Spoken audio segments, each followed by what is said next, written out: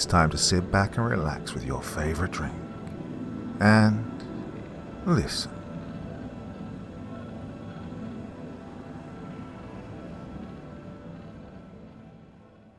From the halls of Montezuma to the depths of outer space. 2. Return to Willow's World. By Taxi Dancer. Part 1. Good morning, you dickheads. The short Asian female Marine stood at a podium in front of a semicircular classroom, the kind where the desks and chairs were positioned in orderly rows on each step. On either side of the podium was a sturdy white metal table. Her long black hair was tied in a tight bun behind her head, and her uniform was sharp and crisp. She was petite, with a roundish face and a pointy nose and chin, and somewhat stocky, though not fat, with a broad back and chest. Her uniform sleeves were rolled up to reveal lean and muscular forearms. She smiled broadly at her class. Though the classroom could have accommodated 70 students, there were only 12 young Marines seated at the desks. Again, I am Lance Corporal Hichiro Chensi, and for the past week, you've been learning to operate, maintain, and fire the M11A4 dilating aperture incendiary conduction killer, or more commonly known as the M11A4 flame gun. She picked up a 32-inch long weapon off the table next to her, which resembled a pregnant metallic dolphin, which had a trigger mechanism nearer to the muzzle than normal weapons. The Marines were new recruits, fresh-faced, still with that new Marine smell. They'd only recently joined the battalion a few weeks ago and were walking around in wide-eyed wonder at their combat-deployed comrades, eager to earn their place in the unit. 3 newbie Marines from each of the maneuver companies were selected to take this week-long training course. 3 from Delta Company, 3 from Echo Company, 3 from Fox Company, 2 from the battalion's headquarters and headquarters company, and 1 officer cadet. Okay, now, before we take the final written exam and practical exercises, does anyone have any questions? Yes, PFC Kendall. PFC Kendall, a skinny young bespectacled Marine with acne from Fox Company, stood up. Lance Corporal, could you tell us again how you closed the aperture of your flame gun and then fired it, turning it into a makeshift bomb? Chensi rolled her eyes. Good Lord, that vidcam footage was uploaded to GalacTube like over 1 billion times. Can't you just watch it? Private Nunley, a young female admin specialist from the headquarters and headquarters company, stood up. Yes, but it really is better when you have the actual person narrating how you blew away all those creatures and saved your platoon. That was pretty damn hoo-ha. Can you show us how you locked down the aperture and set the flame rifle to delay fire? Oh, great, thought Chensi. I have groupies. What I did is now officially being classified as unauthorized under any circumstances. That maneuver is strictly forbidden, and therefore I cannot show you how to do it. Although, if the situation is desperate enough, I'm sure that you dickheads could figure it out. Fresh-faced Marines looked at her in disappointment, and Chensi sighed. I'll tell you what, Chensi said. All of you ace my final exam, and I'll narrate the vid for you one more time. Please, can we get over this kissing the instructor's ass? The yell came from the person sitting next to Private Nunley. Chensi rolled her eyes and exhaled. Yes, Officer Cadet Hiding. You wanted to say something? Yes, Officer Cadet Hiding said, not bothering to get up. I have a question.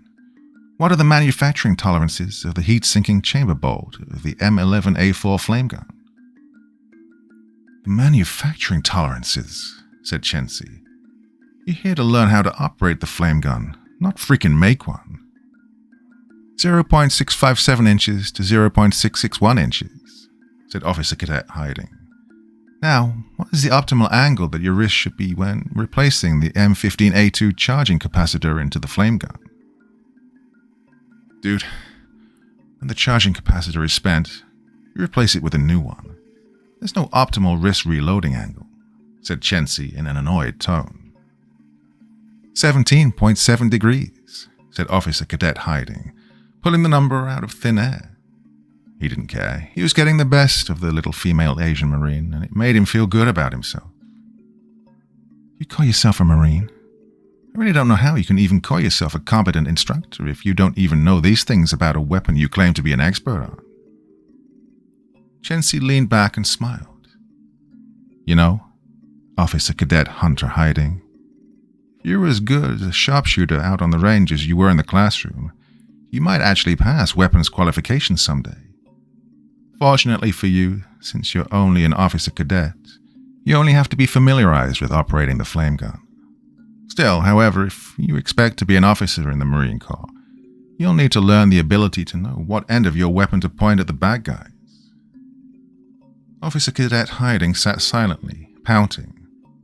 Of the 12 Marines who went to the range to qualify on the flame gun, only Officer Cadet Hunter Hiding had failed to hit the minimum amount of targets to pass, having barely hit even half of the 50 and 75-meter targets and none of the other targets out to the 400 meters range.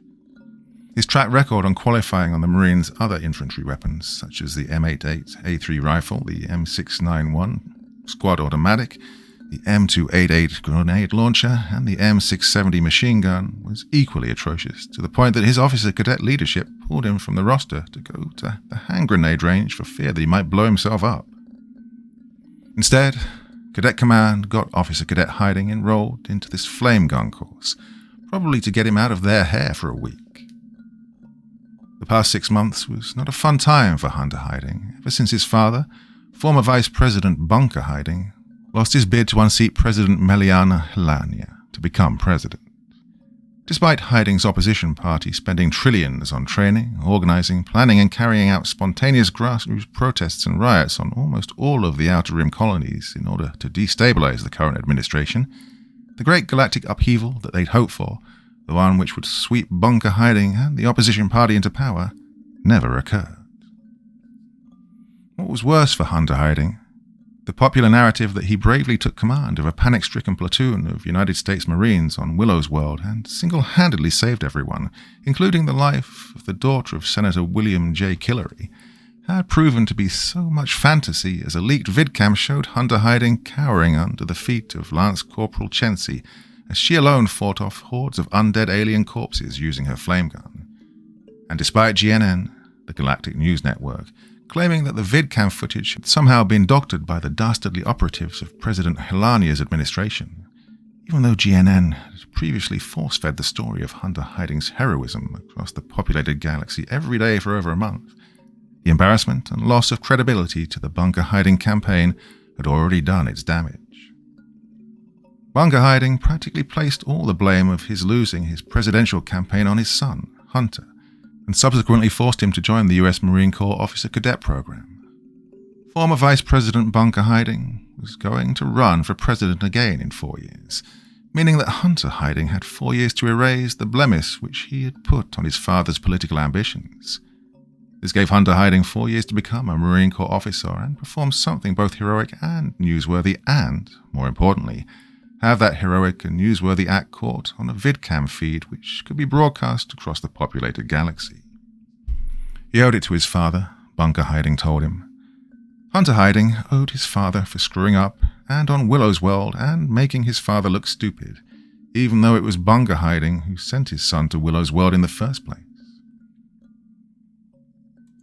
So now here he was, 25 years old and sitting on some Marine Corps base with his head shaved and being shamed by the little female Marine that humiliated him on Willow's world. The disrespectful little bitch Marine had it out for him, just like all the Marines had it out for him. On 12-mile road marches conducted for his class of Marine Corps officer cadets, Hunter Hiding always completed the road march riding alone in the back of the Fallout truck, the vehicle which followed the marching column of officer cadets to pick up any cadet who fell out of the march. Hunter Hiding was far too smart for those giants, though. The Marines never walked 12 miles in full combat gear, weapon and 30-pound rucksack up and down foothills in the heat out in the middle of nowhere. And there was no way that the Marines ever did that. They were only doing it to get Hunter Hiding because he came from an elite and privileged family. He was better than these low-class losers, and he wasn't going to play their stupid games. So he would walk for a mile or two, then complain about hurting his ankle or knee, then ride the rest of the way back to the barracks in the back of the Fallout truck, resenting the fact that everyone else in his officer cadet class, both male and female, had succeeded in completing the Rock March on foot. They only did it to spite me, he would say to himself. They're all trying to embarrass me and make me look stupid, just like that little Japanese bitch did on Willow's world. All these damn Marines are the same. They're all the same. If all Marines weren't so stupid, they'd all be aware of the systemic prejudice that's plaguing the galaxy. Cadet Hiding stood up, angrily pointing a finger at Lieutenant Corporal Chensi. I'm a Marine Corps officer. I hold the rank of sergeant. Therefore, I am your superior officer. I demand an apology for your insubordination towards your superior, Lance Corporal. Actually, Cadet, you're so wrong on so many levels that it's almost funny. A tall, tanned, stocky first lieutenant strode into the classroom, smiling nonchalantly at Cadet Hiding. In his mid-30s, his close-cropped brown hair showed signs of premature graying, although his blue eyes were as bright and vibrant as a newborn baby. The class stood up, immediately coming to attention as the officer walked in. At ease. Take your seats, said the lieutenant, still smiling at Cadet Hiding. Until you're commissioned and pinned with the rank of second lieutenant, Cadet Hiding, you are not a Marine Corps officer. And while you are listed as an E5 in your cadet unit manning roster, you're not a sergeant. As an officer cadet, you're being paid at the same rate as a sergeant, and that's it. You have absolutely no command or supervisory authority at all. But I'm former Vice President, started Cadet Hiding. You're former Vice President Bunker Hiding's son. Yeah. Been there, heard that. Threw up a little bit in my mouth when you tried to say it again. You need to realize, Officer Cadet Hiding, that in the Corps you're just as worthless as the rest of us, said the lieutenant. Lieutenant Gabriel. A broad smile appeared on Chensi's face. What are you doing here? Just come to see how you've all been doing, said Lieutenant Samuel Gabriel. You having any issues here with this class? Absolutely not, replied Chensi, looking over to Cadet Hiding, who'd retreated and was again sulking and pouting. You're back too soon from your honeymoon, sir. I hope you didn't take Warrant Officer Nasri to Vegas, did you? I was gone for 3 weeks, said Lieutenant Gabriel. And no, I didn't take Warrant Officer Nasri Gabriel to Vegas. I'll fill you all in on it later on, if you really want to know. I'm just making the rounds today. Boyer and Hernandez have their squads out at Land Nav West, and Tally's out at the lake drown-proofing her squad. Feels like I've been away from the platoon for months. Feels like you've been away a couple of days, said Chensi. What? Said Gabriel. Nothing, gulped Chensi. I said, nice tan, sir. Uh-huh, replied Gabriel. I've got a meeting with the new CO, and then I'm going to talk with supply about when our winter water gear is getting here. I'll also see about getting priority for 4th Platoon to do some hoverpack training. I'll be back with the platoon tomorrow. Carry on with your training, Lance Corporal. Aye, sir, said Chensi. Class, attend hut. The class once again stood at attention as Lieutenant Gabriel left the room. At ease, carry on, he said, closing the door behind him.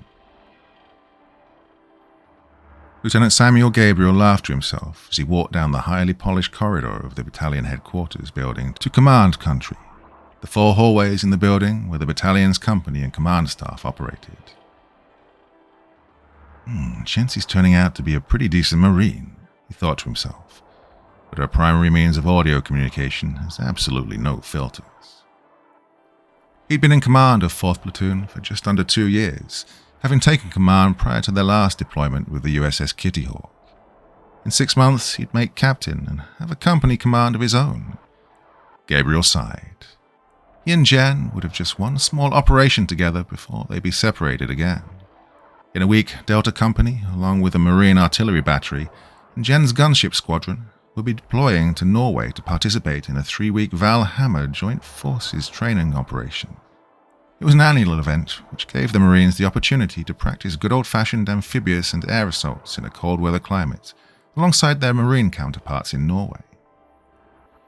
The operation would also include detachments of Danish and Swedish military units, so, although professional military bearing among the Allied nations was the rule of the day, there was still plenty of nationalistic pride and competitive spirit to make sure these kinds of operations were both challenging and rewarding.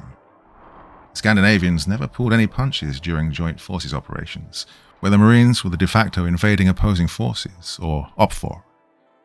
Though the US Marine Corps was larger than all of the Scandinavian military forces combined, the Viking warriors of Northern Europe were keen to let their American allies know that they were nobody's bitch.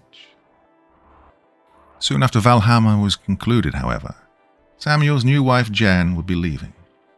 The Marine Corps being the Marine Corps, they'd assigned Jen's gunship squadron on a relatively short 6-month deployment aboard the USS Wasp to conduct orbital assault training with other Marine battle groups using the newly acquired Valkyrie gunships.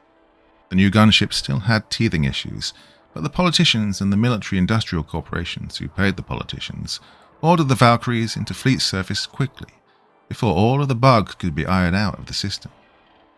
By the time Jen got back to Earth, Lieutenant Gabriel would be promoted to captain and would be preparing to lead his company on another year-long deployment into space. Lieutenant Gabriel got home late, having met with his new commander, the new first sergeant, and the rest of the platoon leaders. The command structure of the company was much different than it was when they were last deployed on the Kitty Hawk. Lieutenant Gabriel decided that he liked Delta Company's new commander after Delta's former commander, Captain Marco Sims, had been promoted to major and moved to battalion. Captain Stacy Dreitzing was a 34-year-old, third-generation U.S. Marine with a square jaw, high cheekbones, brown hair, and emerald green eyes. Slender with toned muscles, her hobbies were competing in the U.S. Marine Ironman competition, competing in the all-military Ironman competition, training to win said competitions, and looking down on anyone who does not strive to achieve such greatness. She was one who left no doubts that she set high standards for the Marines in her company, but set the highest standards for herself. The unit's new first sergeant was actually an E7 gunnery sergeant named Clifton Red Eagle. Lieutenant Gabriel actually knew him as a platoon sergeant from Gulf Company when Delta and Gulf were together during their last deployment on the USS Kitty Hawk. Competent and completely reliable, Gunny Red Eagle would be a perfect professional senior NCO to mold and mentor Captain Dryzane into a capable combat company commander. First and third platoons were under command of newly minted second lieutenants, while the second platoon was commanded by Lieutenant Fielders. Because Fielders was junior to Gabriel, that made Gabriel not only the senior platoon leader of the company, it also made him the company executive officer, or XO. It didn't pay him any more salary, it just gave him extra duties and responsibilities which would keep him up later and working longer. That was the price you had to pay, however, if you wanted to advance in rank to captain. Gabriel's new wife, gunship pilot warrant officer Jennifer Nasri Gabriel, had left the day before with her squadron to Norway. He spoke with her for a while on a secured vid chat.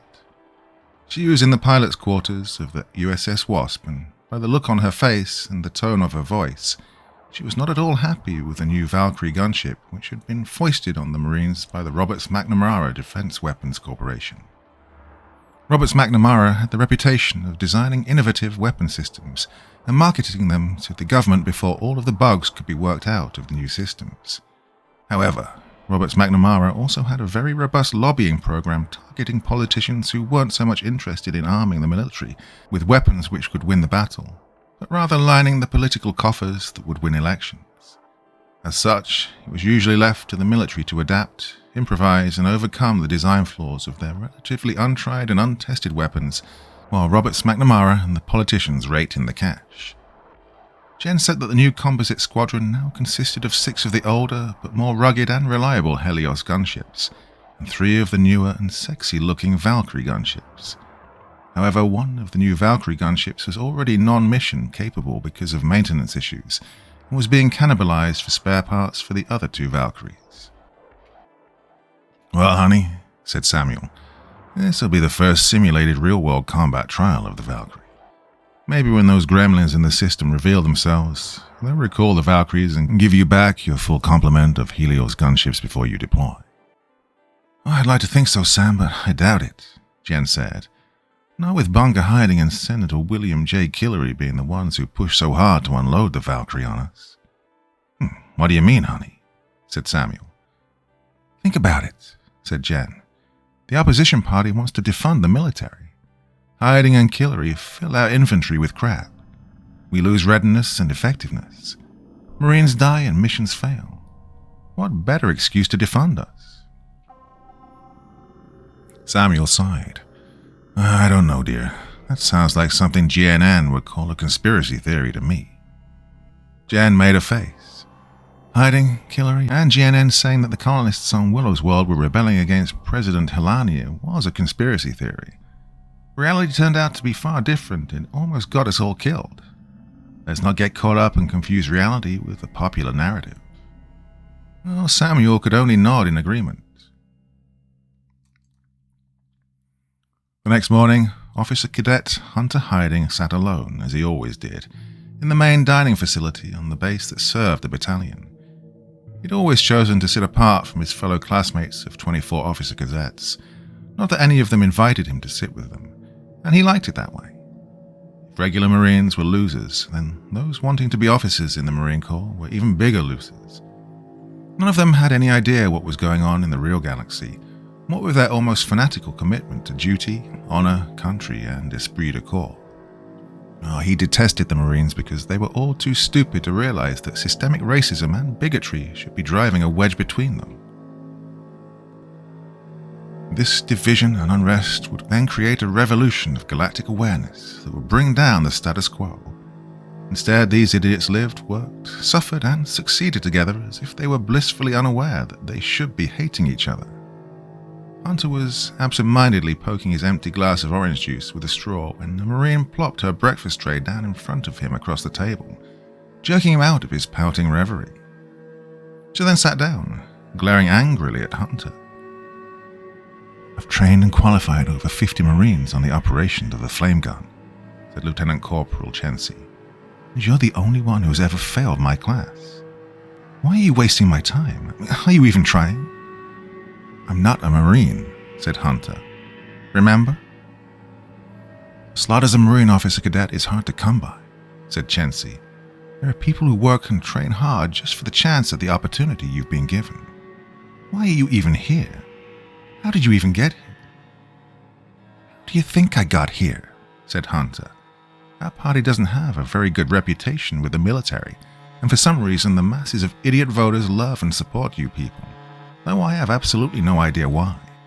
Dad says that we need a fresh image to the party, one that says we're patriotic too. So here I am. So you're supposed to be the great white hope that will win the hearts and minds of the voters for your dad and your party? Said Chensi. Well, you sure don't look thrilled. Do I look thrilled to be here? Said Hunter. To be in the company of a bunch of brainwashed killers who have absolutely no idea what's really going on in the galaxy. We weren't so brainwashed as to think that the 8-month communications blackout from the Willow's World Colony was due to them planning the start of some intergalactic social revolution against the government, Chensi shot back. Hunter leaned back in his seat, crossing his arms and pouting. You know, for someone who's so enlightened and open-minded, you sure blindly do everything your father and your party tells you to do, almost as if you let them do your thinking for you. Chensi picked up her tray and stood to leave. I may just be some young, dumb female Marine to you, but here's a bit of advice. Don't be a man for your father's sake. Be a man for your own sake. Repeating everything that your parents or your party tells you to do doesn't make you a free thinker. It makes you a parrot. She pushed her chair back and turned to take her tray to the dining facility exit. Hunter stared at the Marine as she slowly walked away, her words hitting him harder than machine gun fire. He'd be dead, ripped to pieces by the undead if she hadn't stepped in and saved him and Seashell Killery. He never even said thank you, nor acknowledged that the event occurred. In fact, he'd taken the credit for the courage and selfless sacrifice Chensi was willing to accept in order to save his life. His life. His whole life. He'd done everything his father had told him to do, and his father did everything the party told him to do. Meanwhile, that little female Marine, who was years younger than he was, and who was barely old enough to drink, had already traveled halfway across the galaxy and had survived enough adventures to fill several lifetimes.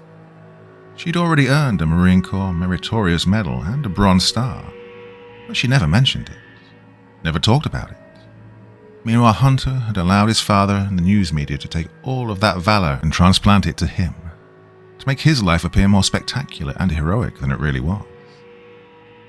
My life, he muttered as he unconsciously scraped his fork in circles on his scrambled eggs. My life.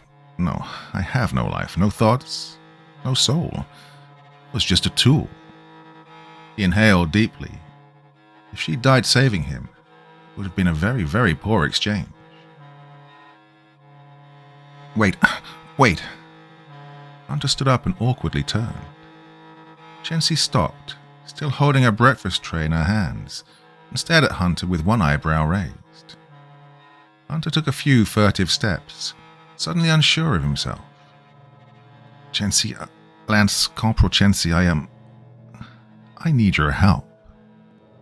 Chensi tilted her head, expecting Hunter to insult her, and began thinking of an entire litany of comebacks which she had stored. I don't have time for this, Officer Cadet. My platoon is running the anti-armor gunnery range now. Hunter raised his hands. I know. I won't take too much of your time. I just need help. I don't know who else to turn to. Can't you just call Daddy? Said Chensi. Hunter sighed and nodded. I guess I deserved that, he admitted. Sorry. He turned to go back to his seat. Somewhat stunned, Chensi looked at her watch and then rolled her eyes. You got 2 minutes, Officer Cadet. They sat facing each other and Hunter stumbled for words. I'm going to be dropped from the Officer Cadet course in 2 weeks unless I can successfully get a go on all the requirements which I've failed. Uh-huh, said Chensi. And what requirements have you gotten a no-go on? Hunter exhaled. Failed M88 rifle qualifications. Failed the Eliminator obstacle course. Combat first aid, land navigation. Basic combat leadership. Physical readiness testing. Oh, and I've fallen out of every single road march. Basically, they want to boot me for failing to adapt and not being a team player. Chensi's eyes went wide and her mouth went to an oh. She slapped her forehead. Good Lord, Hiding. That's practically half the Officer Cadet curriculum. What the hell have you been doing for the past 6 weeks? Being a dick, said Hunter. Being unmotivated, hating everyone and everything around me. Not stepping up and being a man. Not being all that I could be. Not being all that you could be. That's the army, Hunter, said Chensi. Anyway, you have 2 weeks to pass all of that or else they boot you out, correct? Hunter nodded, looking down. Actually, I have 1 week to train up and all that. The week after that is when I have to retake all of the tests. If I fail any one of them, I'm out. Daddy's going to disown you, right? Said Chensi. No help from Sonny Boy for his next presidential campaign. No, said Hunter loudly, slamming his hands on the table. Marines sitting at other tables stopped talking and looked at him, but Lance Corporal Chensi just waved her hand, letting him know everything was under control. I'm not doing this for my father, not anymore. To hell with him and his career. He can succeed or fail on his own. I need to do this for me, Lance Corporal Chensi. I need to be my own man. I need to be a man. Chensi looked down at her watch. Well, I gotta go, she said, standing up and picking up her tray. Thanks anyway, Lance Corporal, whispered Hunter, disappointed. Thank you for everything you've done. For me, I mean. Chensi looked down at Hunter, smirking. Oh, I'm not done with you yet, jerk. Meet me at the Eliminator at 1700 hours before dinner chow. At 1700 hours, as promised, Officer Cadet Hiding met Lance Corporal Chensi at the Eliminator, dressed in a red training t-shirt with the letters USMC on the chest in bold gold colors, and olive drab sweats with the black eagle, globe, and anchor insignia of the Marine Corps on the left thigh. It was getting dark by then, and the lights which illuminated the course were slowly coming on, adjusting in luminescence as it grew darker. The Eliminator was a mile-long course which contained various obstacles every 1/10 of a mile, which either challenged specific muscle groups, balance, coordination, made the officer cadet filthy and uncomfortable, or a combination of all the above.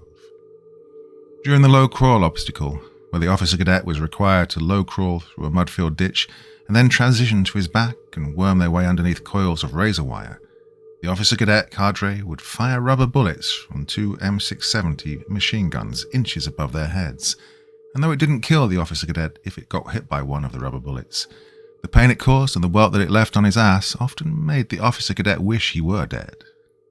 The Eliminator culminated in a rope climb up 50 feet, transitioning to a neck climb another 50 feet, and concluded at the top of a narrow platform where the officer cadet must rappel down the sheer wall to a safety net 80 feet below. The officer cadet needed to complete the entire course within 20 minutes in order to receive a go, to receive credit for successfully meeting the challenge.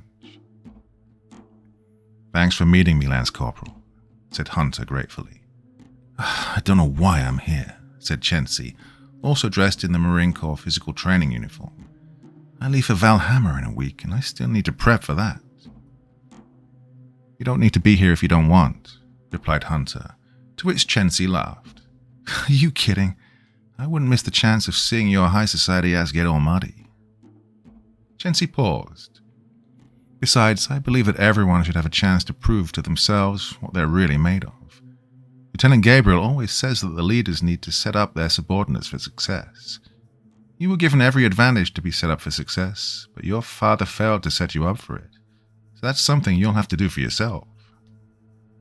Hunter nodded, not showing any sign of being offended. "You know, though," said Chensi, "I can't really help you with the physical training and endurance. I can help you with everything else as much as I can, but 1 week isn't enough time to make you fit enough to pass the physical readiness test." "That's okay," said Hunter. "I ran track back in Georgetown, so I'm actually pretty fast. I haven't been really pushing myself, but I'm relatively sure I can pass physical readiness testing. I just didn't really try before. Like tonight, I just need you to call out my time as I hit each obstacle, so I know how to pace myself on the final exam. I mean, if you would, please." "Huh," said Chensi, taking the stopwatch from Hunter. "What was your record the last time you did the Eliminator?" "I think it was somewhere in the 35 to 40 minute range," said Hunter. "My cadet cadre leaders made me do it again, and I got to the third obstacle and quit. I just wasn't feeling it." "Officer Cadet Hiding," said Chensi, "you better not be wasting my time." "I'll prove to you that I'm not," he replied. "Okay then, Officer Cadet Hiding. Let's see what you got." The mile-long course was laid out in an oblong track so that the last obstacle ended facing the first obstacle. At the command "Go," Hunter took off running.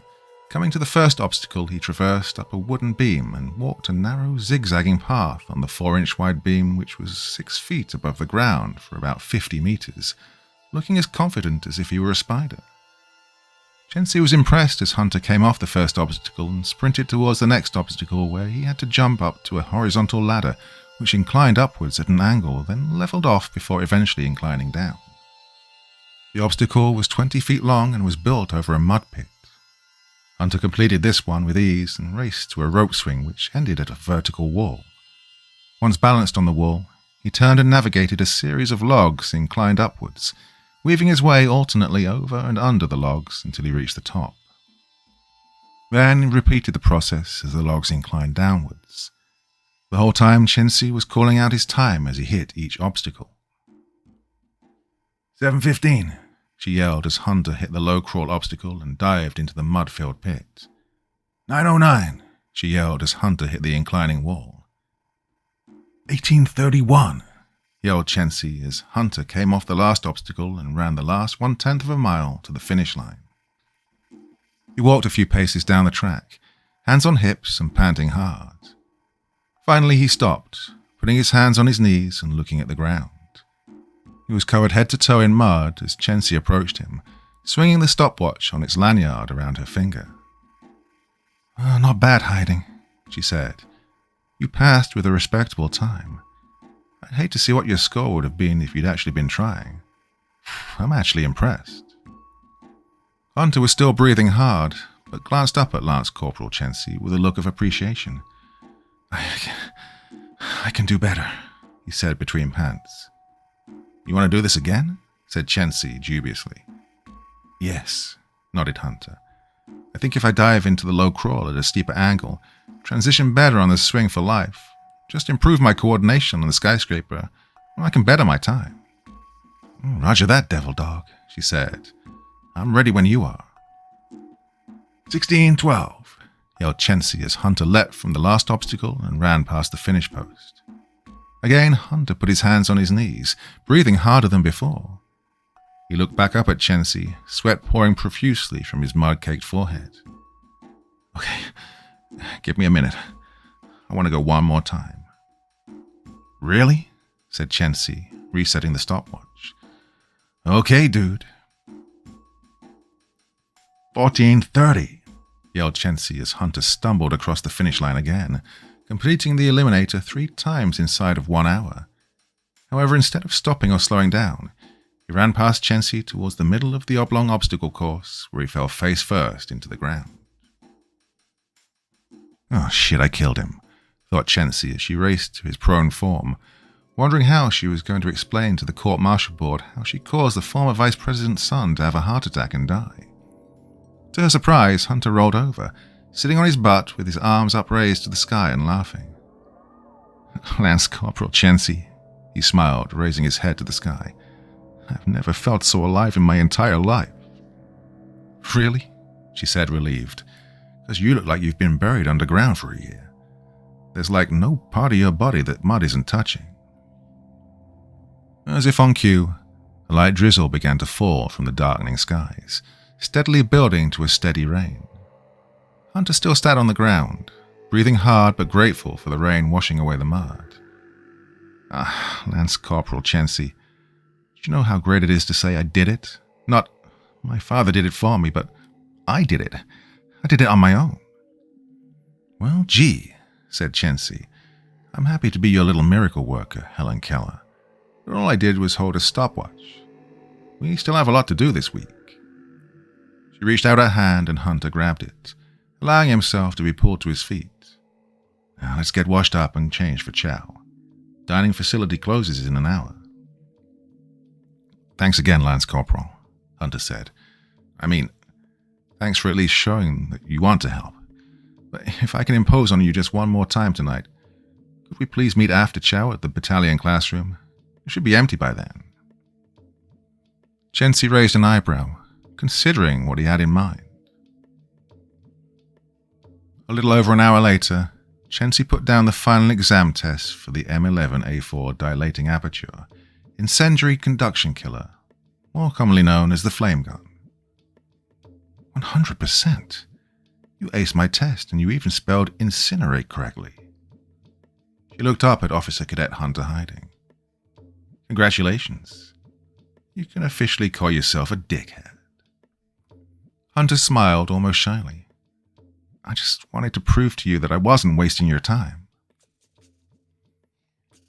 Over the next week, Lance Corporal Chensi spent as much of her off-duty time helping Hunter Hiding to catch up on the tactical aspects of being a combat marine that he either ignored or half-assed through during the first 6 weeks. Chensi quickly learned that Hunter wasn't dumb or physically weak. He was just unmotivated.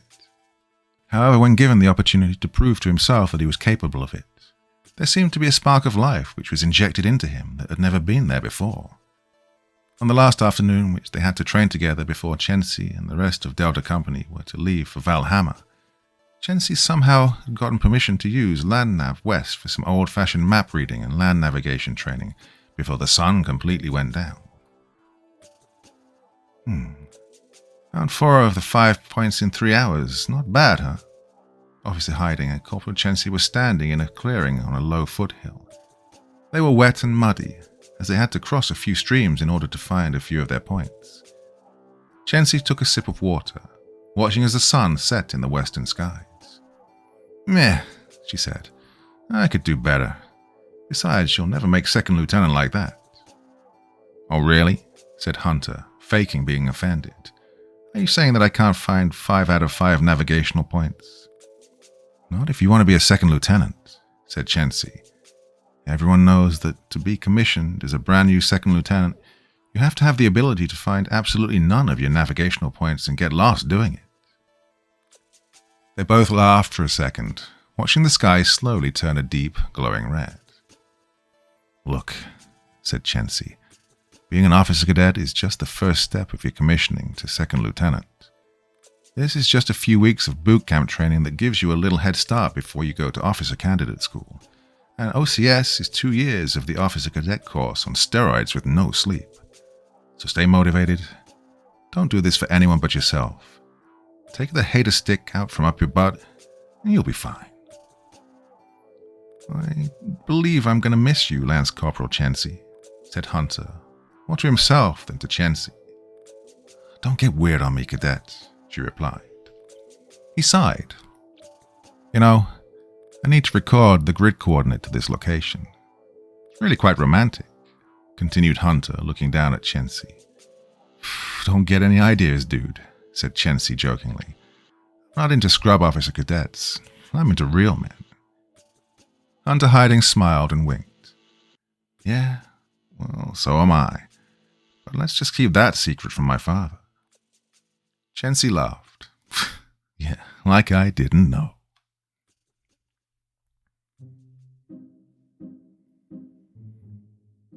Well, my dear friends, I'm absolutely delighted to be returning to this series after, you're not going to believe this, it's almost 4 years since I finished part 1. Now, part 1 was a 3-hour epic, and this is part 2. There's also a part 3 and a part 4, so it's shaping up to be about 12 hours in total doing the whole of this series. So I hope you're going to stick with me for the ride. So this is just a short 45-ish minutes today. And the reason for that is I messed up completely. I spent a good amount of time recording part 1 of the story, only to realize that it was part 1 of part 1. This is part 2, Return to Willow's World. So I recorded about 30 minutes and thought, you know what, I've read this story before, I'm sure I have. And then I checked and realized that I was rereading the first story. So that's the reason you're not getting more of this tonight. But consider this a little taster. And if, well, I'm going to read it all anyway, but I'll be seeing if the feedback from you all is positive and if you want me to continue. Like I said, I'm going to do it anyway, but I just want to see how you feel, if you're still in the mood for this. And yes, okay, some of the names are a little bit sort of obvious, but I don't care. This is a great story. Don't be hung up on it. Oh, this is like trying to feed some political narrative down my voice. It's not at all, okay? It's just a story. Enjoy it for what it is. Oh, my little rant over.